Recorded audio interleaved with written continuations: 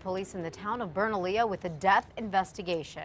They've been at it all night. A person's body was found inside a vehicle outside the Bernalillo Consolidated School District office that is on Camino del Pueblo. Does not appear to have died of natural causes, so therefore we are working it as a crime scene just to be sure of what's taken place. The body was discovered about 7 last night. The state police mobile crime lab appeared at the scene around 9. We will keep you updated as more information becomes available. And in Albuquerque, I-40 is back open this morning after this nasty rollover crash at Wyoming. Happened about 10 o'clock last night in the westbound lanes when a car and a semi collided.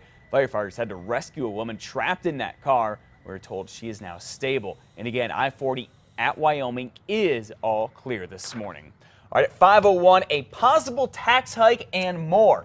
It is certainly going to be a full Albuquerque City Council meeting tonight. And some are at odds over a big item, what to do with the Police Oversight Commission. We have taken some time and we've been criticized for it, but because of the importance of what is going on, this has to be almost perfect. City Council President Ken Sanchez says it is time to suspend the POC immediately, that it's essentially worthless. He wants to eventually see something similar take its place, but wants to wait until the Department of Justice releases its ideas for reform. City Councilor Brad Winter, on the other hand, wants to keep the POC, at least for now. His bill would start building what's being called the Civilian Police Oversight Agency, using recommendations from a study to enhance oversight effectiveness. He says Albuquerque cannot wait any longer. The problem that I have is I do not want us to just wait and wait and wait and not start doing things to make our police department better. Now we're told the reforms should be coming down from the DOJ any day now. Both counselors that we spoke with agree that the POC needs to go.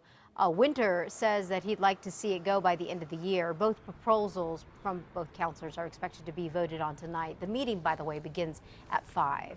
Mayor R.J. Berry says he wants to help repair the relationship between the public and the police department. So he's creating 6 citizen groups, one for each of APD's command centers. The groups will tell the chief what they think needs to be done to make the city safer, and the chief will take those ideas into account when creating new policies. Now, along with that, community leaders say the public has to have more respect for our police officers. It just tears me apart when you hear parents telling their kids, don't call 911, you need to fear the cops. That is not the way to go. We need to make some significant improvements to get rid of that attitude.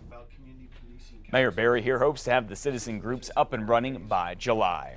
Now, councilors are also expected to vote on new rules to keep the peace at their meetings and make sure the chambers don't turn into a circus like this again. This flag behind me needs to be removed. If not, I would ask the staff to please remove that flag. You have a flag behind you, Council President. Thank you, Mr. President. An issue over an American flag disrupted this council meeting last month, just weeks after protesters upset with the police shootings took over a meeting and sitting in the councilors' chairs there. So tonight, the council is set to vote on new rules for all meetings. This includes having just one person at the podium at a time, limiting that time to 2 minutes, and banning signs, props, and extra flags. And our sales taxes could be on the way up. Councilor Clarissa Pena wants it to go up 1/8%. Basically, it's about 12.5 cents for $100 that you spend. The money would be used to help people who are homeless and those with mental health and substance abuse issues. Again, councilors are set to vote on this tax hike tonight. It could raise about $16 million a year. Mayor R.J. Berry is against the tax, telling the Albuquerque Journal the plan for the tax money is not specific enough and that people should be able to vote on it first. Well, you remember the mental health crisis hit a boiling point after this controversial, deadly police shooting of James Boyd in the foothills back in March. Critics say officers mishandled Mr. Boyd, who was mentally ill. Police say many times officers are the first to respond and react. Now tonight, councilors could make a final move toward creating a task force to tackle mental health issues as they vote on a memorial. The task force would be made up of leaders and agencies from the city all the way up to the state to address a list of issues involving the mentally ill. We'll be at the meeting. We'll let you know what happens. Albuquerque police are trying to find the rightful owners of some stolen property officers recently found that's worth thousands of dollars. Check this out. It was all found in a storage unit on Candelaria where police were conducting a firearm investigation. If you take a look, there are guitars, there's a lot of actually heavy equipment and tools, generators, snowboards, and even some really some beautiful silver and some plates that appear to be antique. Wow, well, many of the items are new and in their original packaging, but investigators say they also stumbled upon quite a few unique items. They hope people recognize their belongings and contact them. If you believe any of the property belongs to you, please call APD. The driver who hit a man crossing a street is still on the run this morning. APD says the hit and run happened on Central at Louisiana Saturday night. Officers say a blue 2008 pickup truck with tinted windows struck a man crossing the street. Instead of stopping, the driver took off.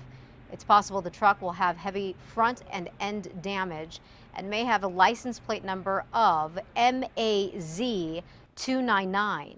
At last check, the pedestrian was stable at UNM Hospital. Well, the 3 teens here in New Mexico killed in a plane crash were honored this weekend with a touching memorial.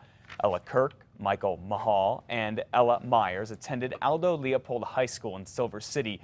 They died in a single-engine plane crash back on May 23rd. The plane was trying to land at an airport in Silver City when it suddenly crashed and burst into flames.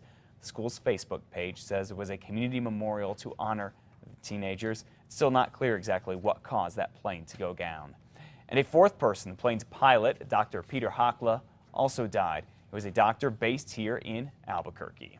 And at 5:07, the death of one of the teens is drawing attention to one of the causes she was passionate about. According to a page on Razoo.com, Ella Kirk here, just 14 years old, is working to save the Gila River from a diversion project. She even testified at the state legislature earlier this year, supporting a bill to pay for alternatives to a diversion. Since her death, a fundraiser in her name called Keep the Gila Free has raised more than $1,800.